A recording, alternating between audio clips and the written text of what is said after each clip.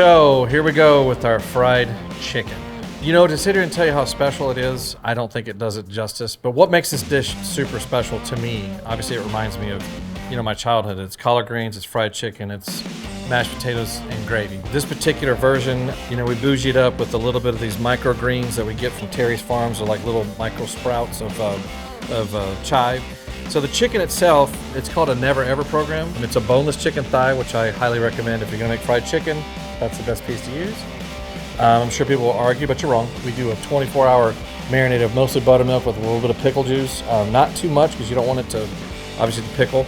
And the breading itself, which is so key, you have to have patience with it. You have to give the breading a chance to stick to the product. You can't just take it from the buttermilk, throw it in the seasoned flour, and throw it in the fryer. You have to take time to pat it down, and it's got to take a moment to really stick.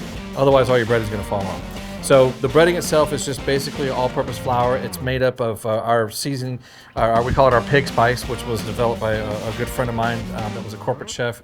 Guy's name's Michael Stebner, just a genius when it comes to flavors. So we kind of developed all these flavors together to go with, we put this spice on the chicken, we put it on our pork chop. Then we pair it with one of my favorite things to eat, which is collard greens. Now, here's the controversy about collard greens. Pressure cooker, no pressure cooker? No pressure cooker. You put them in the pressure cooker, they get mushy. That's a very common practice. We don't do that. These just get seared in bacon grease. Yes, bacon grease, or excuse me, bacon tallow.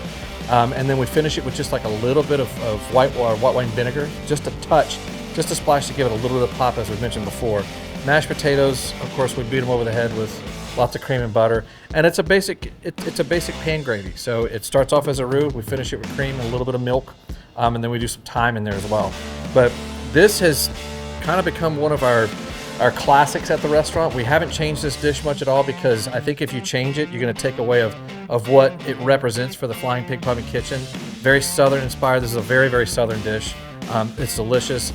We have a lot of repeat guests specifically for this dish. We use the same chicken for our chicken sandwich. So, we're big fans of this. So y'all got to come down and check it out. Classic fried chicken. And you think you've had good fried chicken, come down in half hours. I think you're going to be surprised at how well we do, not just pork and steak, but also chicken.